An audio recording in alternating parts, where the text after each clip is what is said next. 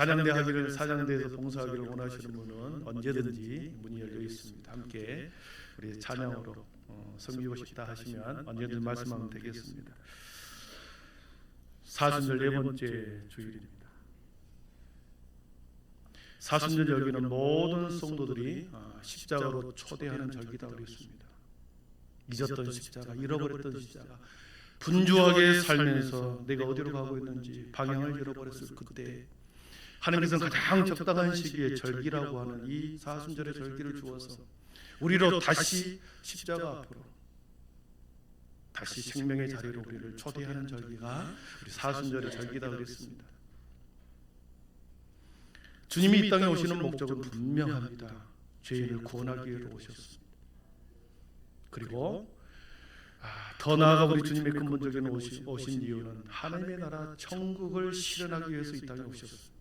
하나님의 나라를 선포하고 하나님의 천국, 킹덤 오브 가드, 하나님의 통치가 이루어지는 온 세상을 다시 만들기 위해서 사랑하는 예수님을, 사랑하는 아들을 이 땅에 보내셨죠.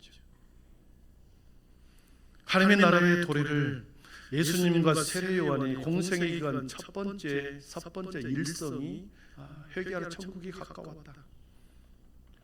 하나님의 나라는 천국이 가까이 왔으니 주님이 오셨으니 가까이 온 거죠. 그래서 먼저 회개를 선포했고 하나님의 나라 천국을 가장 먼저 선포한 게 동생의 일성이었습니다. 그리고 요한복음 14장에 보니까 예수님께서 제자들의 발을 다 씻으시고 이제 하루만 지나면 잡히시고 십자가의 처형을 당하는 그 죽음의 길을 걸어가는 그때 그날 저녁에 우리 주님께서는 제자들에게 이렇게 말씀하십니다. 14장 1절입니다. 같이 읽어봅니다. 너희는 마음에 근심하지 말라. 하나님을 믿으니 또 나를 믿으라. 내 아버지 집에 거할 곳이 많도다. 그렇지 않으면 너희에게 일렀으리라.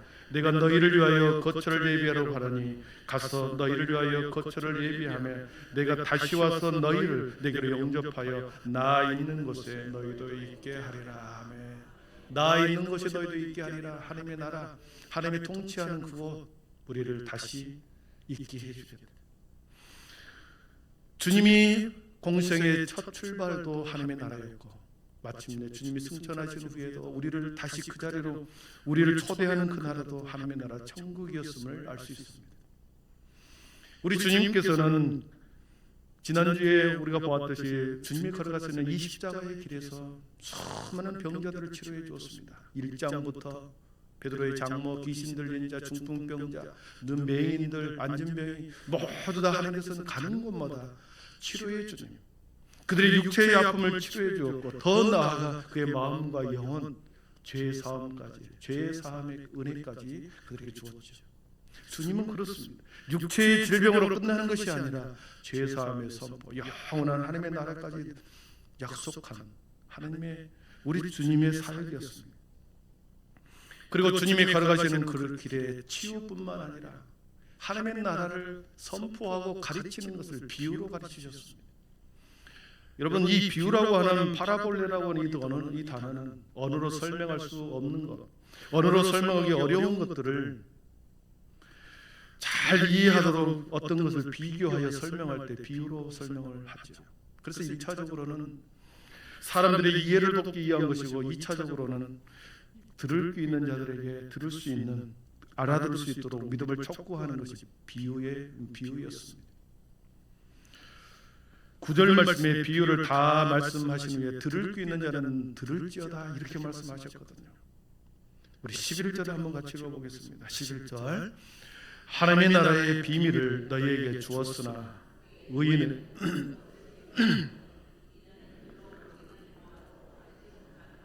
듣기는 들어도 깨닫지 못하게 하여 돌이켜 죄의 사함을 얻지 못하게 하려 함이라. 하나님의 나라의 비밀을 너희에게 주었으나 외인들에게, 믿지 않는 자들에게, 세상 이방인들에게는 모두들 비유로 했다.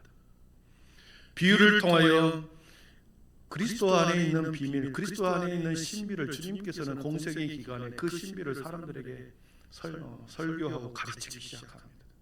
주님 안에 담겨져 있는 그리스도의 비밀, 천국의 비밀을 사람들에게 가르치고 선포하면서 그 비밀을 선포하고 가르칠 때 세상 속에 그 비밀이 드러나기 시작하는데 이 비밀은 오직 믿음으로서만 보게 된다. 그래서 중세 신학자 토마스 아퀴나스는 이렇게 말합니다. 천국의 비밀에 대해서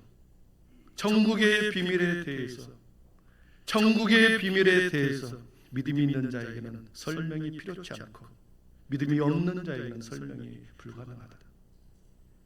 여러분 그렇습니다. 믿음이 있는 자는 이 하나님의 비밀을 그대로 통째로 받아들이기 때문에 설명할 필요가 없는 거예요. 그대로 믿어주고 받아들여지기 때문에 설명할 필요가 없습니다. 그러나 믿음이 없는 자에게는 아무리 하나님의 나라가 있고 지옥이 있고 영원한 생명 천국이 있음을 아무리 설명하고 이야기를 해도 불가능하다는 거죠. 그래서 믿음으로만 볼 수 있고 믿음으로만 갈 수 있는 나라가 하나님의 나라인 거죠. 우리 주님께서 1절에 보니까 많은 큰 무리들이 예수님을 따라오기 시작합니다. 바닷가에서 가르치시니 큰 무리가 모여들거늘 그렇게 했습니다. 온 무리가 바닷가 육지에 있었다 그랬습니다. 그리고 3장 20절에 보니까 예수님은 식사할 겨를도 없는지라 그랬습니다. 주님이 가는 곳마다 주님이 한시도 쉴 틈이 없이 갈릴리 지역 곳곳을 다니면서 치유하고 회복시키시고 가르치시고 선포하시는 일에 식사할 겨를도 없이 수많은 사람들에게 하나님의 복음을 가르치기 시작합니다. 그래서 사람들이 열광하기 시작합니다. 모여들기 시작합니다. 팬덤이 이루어지기 시작한 거죠. 수많은 사람들이 주님을 따라다니는 이 팬덤. 여러분 그에 비해서 그에 반해서 종교 지도자들의 반감과 종교 지도자들의 반대 그 적대감은 또 갈수록 또 상승해 가죠. 예수님에 대한 시선, 그릇된 시선을 가지고 있는 그 적대감을 가지고 있는 종교 지도자들에게도 그의 반감은 점증에 올라갑니다. 계속 올라가죠. 한쪽에 무리는 수많은 예수님을 열광하는 수많은 사람들이 올라가고 한쪽에는 수많은 반대자들의 그 반감도 동일하게 올라갑니다. 그래서 마침내 충돌하잖아요. 그것이 십자가에서 충돌하지 않습니다. 말씀이 갈등이 고조되어 가는 상황에서 첫째로 오늘 주님께서 씨 뿌리는 비유를 처음으로 하십니다. 마태복음, 마가복음, 누가복음, 공관복음에 다 들어있는 내용입니다. 갈릴리 바닷가가 그 장소입니다. 배를 띄워놓고 예수님의 배 위에 계시면서 많은 무리들은 바닷가 언덕 위에 앉게 하고 하나님의 말씀을 전합니다. 매튜 헨리 주석가는 배 위에서 가르치시는 주님을 이렇게 묘사합니다. 예수님께서 회당 안에서 가르칠 수 있었지만 배 위에서 가르치시는 이유는 회당 안에 들어갈 수 없는 가난한 사람들과 어중이 떠덩이들도 모두 다 나와서 들을 수 있도록 배려하는 것이다. 또한 구원의 복음을 배에 싣고 하늘나라의 열매를 더 많이 맺게 하려고 이방인의 성으로 출항하려는 것을 보여주는 전조이다 그랬습니다. 여러분 놀랍지 않습니까? 예수님께서 회당 안에서 가르칠 수 있었습니다. 그러나 많은 사람들이 하늘의 비밀, 하늘의 신비를 알게 하기 위해서 바닷가에서 언덕 위에 있게 하고 바다 위에 떠 있으면서 가르치기 시작한 거죠. 그리고 배라고 하는 이 상징성의 의미를 두고 구원을 복음에 싣고 하나님의 열매를 수많은 곳으로 이방인 곳으로 실어 나르기 위해서 출항하기 위해서 막 출발하려고 하는 그 모습으로 비유를 합니다. 여러분 이것은 바울 사도가 그대로 이루지요. 소아시를 지나고 배를 타고 유럽으로 가고 마침내 로마까지 가잖아요. 배라고 하는 상징성 위에 올라가서 수많은 무리를 향하여 하나님의 비밀, 하나님의 나라, 천국을 설파할 때 비유로 가르치는데 오늘 말씀에 보니까 3절에 들으라, 씨를 뿌리는 자가 뿌리로 나가서 그랬습니다. 들으라, 샤마이 그 뜻이거든요. 들으라 하는 말은 주의를 집중하는 것입니다. 계속 딴청을 피우고 딴 데를 보고 머리가 분산되어 있는 자들을 향하여 들으라, 샤마이 그 뜻입니다. 주의를 집중합니다. 귀를 쫑긋해서 정신을 차리고 집중해서 들으라고 하는 것이 첫 번째 우리 주님께서 들으라는 말로 온 회중을 향하여 온 들판에 앉아있는 사람을 위해서 외치기 시작하죠. 그러면서 들을 귀는 자는 들으라 말씀합니다. 그러면서 무엇을 말하는가? 갈릴리 인근 지방에 수많은 농부들이 봄에 씨를 뿌리는 그 비유를 들으기 시작합니다. 여러분, 씨앗은, 뿌려지는 씨앗은 딱 하나 분명합니다. 눈에 보일까 말까는 작은 씨앗이 뿌려지기 시작합니다. 농부의 옆구리에 그 가마니의 작은 가마니 속에 씨를 담고 뿌리고 돌아다니는 거죠. 보잘것없는 작은 씨앗이 여기저기 뿌려집니다. 길가의 돌밭에, 가시떨기에, 그리고 좋은 밭에 떨어졌다. 여러분, 먼저 이 씨의 비유에서 가장 먼저 짚고 넘어가야 할 것은 씨를 던지는 사람은 한 사람이라는 거죠. 씨를 던지는 사람이 어떤 사람이 길가에 던지는 사람이 있는 것이 아니고, 가시떨기에 뿌리는 사람이 있는 것이 아니고, 좋은 밭에 뿌리는 사람이 있는 것이 아니고, 딱 한 사람이 씨를 뿌리고, 뿌릴 때 그 씨앗이 어디에 떨어지느냐, 그거죠. 여러분, 밭에 떨어졌다라고, 밭에 그 씨앗을 뿌렸다고 그랬습니다. 여러분, 밭을 생각해 보십시오. 밭을 생각하면 어떻습니까? 사각형의 밭이 네 밭이 있다. 그러면 그 밭을 지나가는, 그 밭을 진입하는 길가가 있겠죠. 그리고 그 밭 주위에는 산이 있으면 그 산과 네 밭 사이에 돌을 주워다가 놓는 돌밭이 있을 것이죠. 그 사이에 나무들이, 엉겅퀴들이, 가시나무들이 자신의 밭을 침입해오는 가지들이 있겠죠. 그 밭에 들어가는 길가, 그 밭 주위에 돌을 골라내는 돌밭, 그리고 그 옆에 다른 나무들이, 가시나무들이 붙어있는, 자기 밭과 연결되어 있는 가시떨불이 있는 거죠. 그러나 한 사람이 뿌리기 시작합니다. 여러분, 이것은 무엇을 말씀하겠습니까? 천국의 말씀은 누구에게나 똑같이 뿌려졌다는 것입니다. 어떤 씨앗은 그러나 어떤 씨앗은 길가에 떨어지고, 돌이 많은 곳에 던져지고, 가시덤불들에도 떨어지고 그렇습니다.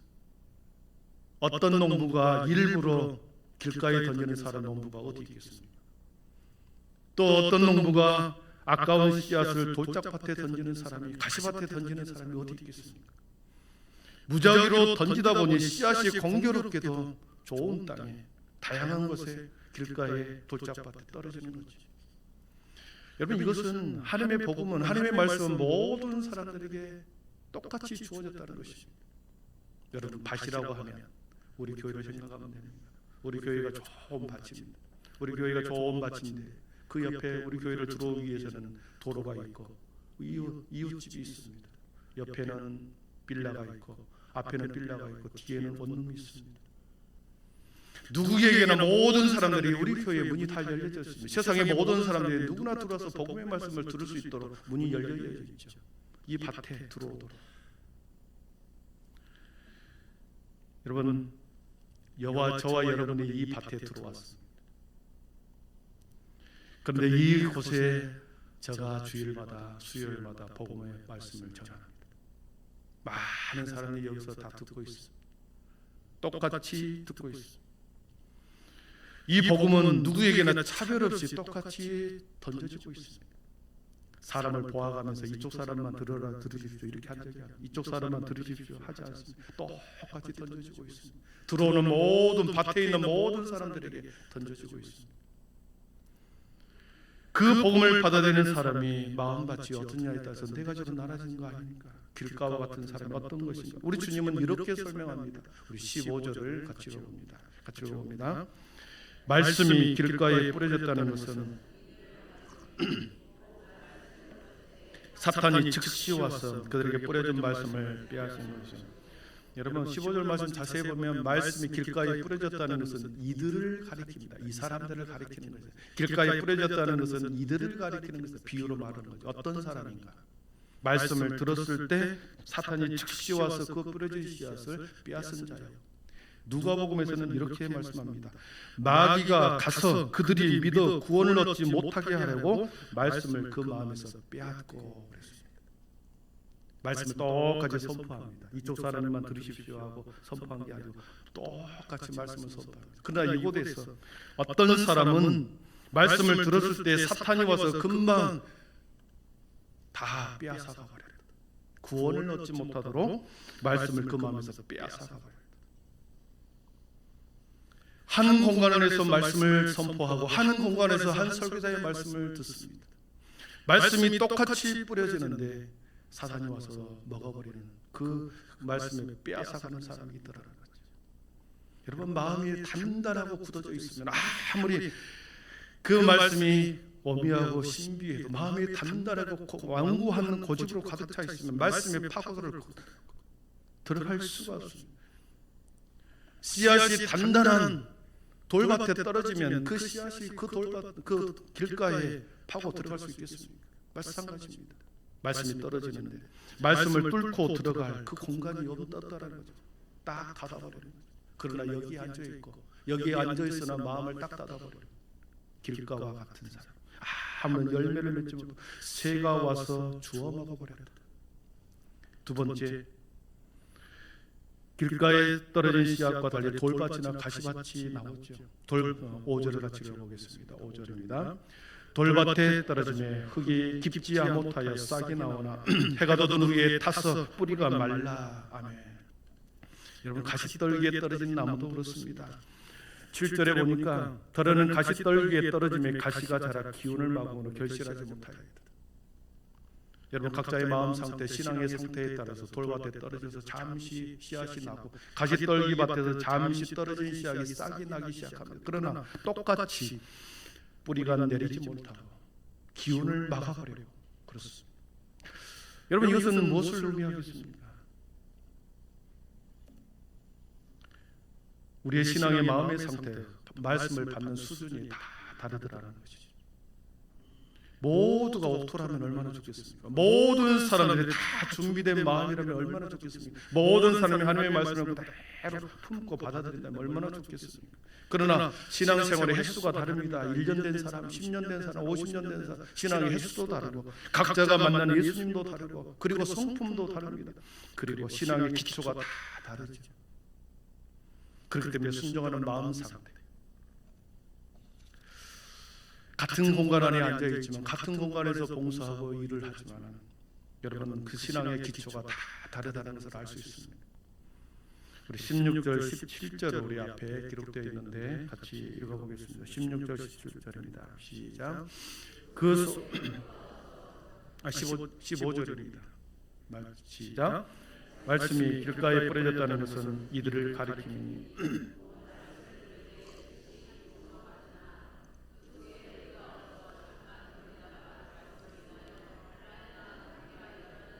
즉봉으로 받아나 17절입니다.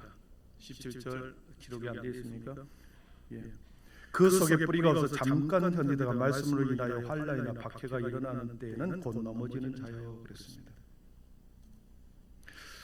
여러분, 이 돌밭에 떨어진 그 씨앗에 이런 사람들을 위한 것이다, 이런 사람들에 대한 것이다 말씀하시면서 돌밭에 뿌려졌다는 것은 말씀을 받을 때 즉시 기쁨으로 받는, 그 속에 뿌리가 없어 잠깐 견디다가 말씀으로 인해 환난과 박해가 오면 곧 넘어지는 자다 그랬습니다. 사랑하는 성도 여러분, 기초가 없는 신앙 매우 어렵습니다. 감정적인 신앙, 금방 말씀을 받고 막 기뻐 날뛰다가 또 어느 순간에 싹 가라앉아서 아주 요즘 아이들의 말은 어쩌나 쌩까는 그런 믿음이 있어요. 말씀에 뿌리를 내지 못한 신앙, 감각적인 신앙에 있는 사람, 그래서 환난과 박해가 있으면 조금만 나에게 상처를 주면 다 털고 나가버리는 믿음이 뿌리가 없기 때문에 그렇죠. 가시떨기에 떨어진 씨앗, 기운이 그 가시를, 그 씨앗을, 그 나무를 기운 때문에 말라죽게 해버렸다. 여러분, 이 사람은 어떤 사람인가? 우리 19절을 한번 같이 읽어보겠습니다. 18절 19절 18절 19절 넘겨주시죠. 18절 19절 같이 읽어보고 18절 시작.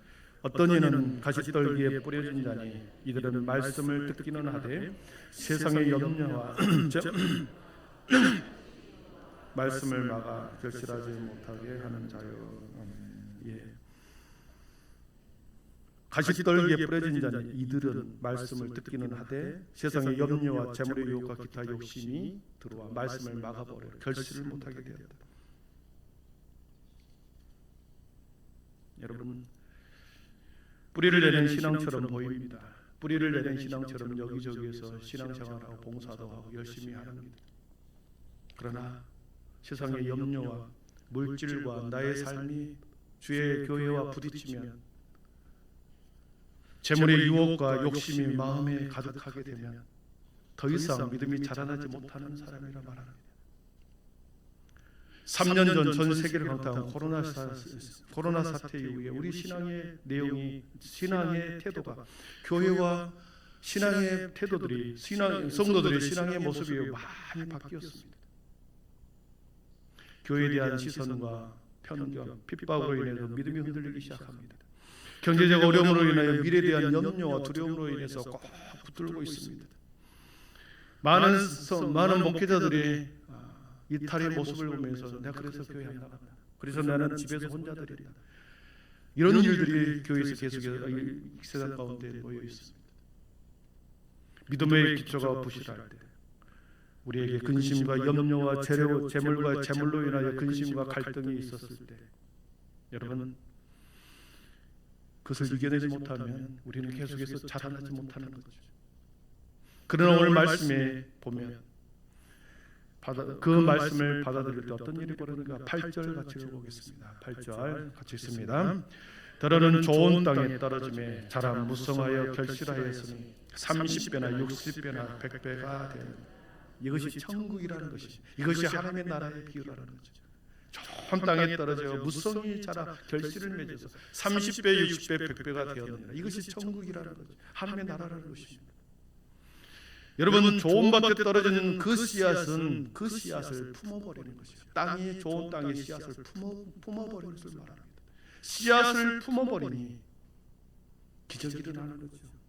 땅이 씨앗을 품어 온전히 품어버립니다. 간직합니다. 그리고 녹아내립니다. 그래서 그 씨앗은 하나의 씨앗이었지만 완전히 녹아내렸을 때, 완전히 품었을 때 거기서 싹이 나고 줄기가 나고 열매가 맺어 30배, 60배, 100배의 열매를 맺었다 그랬습니다. 사랑하는 여러분, 말씀을 그대로 받아들이는 것, 말씀을 품은 것, 말씀을 받고 품어내는 것, 여러분 좋은 밭의 비유입니다.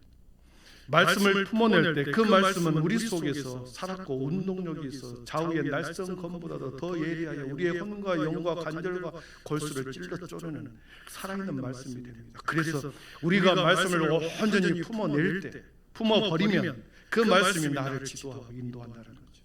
내가 세상으로 가고자 하는 것, 내 욕심 때문에, 내가 작은 갈등으로 인해서 부딪힐 때 말씀이 나를 지도한다는 거죠.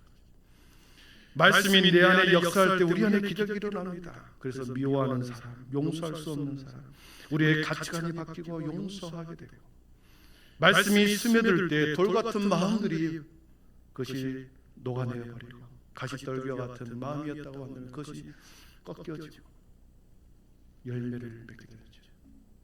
여러분, 말씀을 준비하면서 돌짝 같은 밭, 가시와 같은 밭, 여러분 이것을 걷어내지 않으면, 우리 속에 돌을 걷어내지 않으면, 우리 속에 가시를 뽑아내지 않으면 계속해서 그 돌이 자신을 다른 사람에게 그 돌을 던지는 거죠. 내 속에 있는 악한 죄의 돌을 가지고, 마음의 돌을 가지고 던지는 겁니다. 상처를 주는 거죠. 가시가 내 속에 가시를 뽑아내지 않으면, 잘라내지 않으면 그 가시가 나를 찌를 뿐만 아니라 다른 사람을 계속 찌른다는 거죠. 여러분, 이것이 좋은 밭이 되겠습니까? 그러나 우리 속에 있는 돌을 걷어내고, 우리 속에 있는 가시를 잘라내고 다듬어내면 그 속에 좋은 밭이 된다고 하지 않습니까? 이것은 말씀을 그대로 어린아이처럼 받을 때, 품을 때만 가능하다는 거죠. 그랬을 때, 좋은 땅에 떨어졌을 때 미운 사람이 없어지고 경쟁 상대가 없어지고 나를 서운하게 했던 사람들이 더 이상 미워지지 않는 거죠. 이것이 바로 천국과 같은 삶입니다. 천국의 말씀을 듣고 이해하고 그대로 받아들여 품는 사람은 오늘 주님께서는 30배, 60배, 100배다 그랬습니다. 예수님을 진실로 믿는 사람은 최소 30배로 변한다라고 하는 거죠. 사랑하는 성도들, 어떻습니까? 내가 10년 전에 내 신앙의 상태와 내 청년 때의 신앙의 상태와 지금 50대, 60대, 70대가 된 지금 내 마음의 신앙의 상태는 어떻습니까? 여전히 돌을 품고 있습니까? 여전히 가시를 여러분의 마음속에 계속 가지고 있습니까? 뽑아내지 않으면, 잘라내지 않으면 우리는 열매를 맺을 수가 없습니다. 똑같이 이곳에 앉아 있지만 아무런 열매를 맺지 못하고 오히려 상처투성이로 다른 사람을 나를 힘들게 할 따름입니다. 여러분 말씀을 그대로 받으시기를 바랍니다. 오늘 천국 비유의 말씀은 우리 주님이 말씀하신 것이지만 이 시대를 살아가는 우리들에게 종을 통하여 여러분에게 말씀하시는 거죠. 너희 마음속에 길가와 같은 가시와 같은 돌자 같은 마음을 좋은 밭으로 말씀을 품어서 채하여 잘라내라. 그래서 천국은 그 모습, 그 열매, 그 결실로 수많은 사람들을 행복하게 하는 것이다. 말씀을 정리합니다. 인간의 언어로 하나님의 나라를 설명할 길이 없습니다. 인간의 언어로 그 아름다운 황홀한 하나님의 천국을 성경은 우리는 설명할 길이 없습니다. 그러나 성경은 우리들에게 비유로 수많은 선지자를 통하여 그리고 제사 제도를 통하여 우리 주님이 십자가에서 달리는 수많은 모습 속에서 공생의 3년 반의 기간 동안에 우리를 비유를 통하여 우리에게 말씀해 주고 있습니다. 그 비유의 말씀을 그대로 믿음으로 통째로 받아들이는 거죠. 지금도 나를 주님께서 그 말씀으로 지도하고 있다는 것.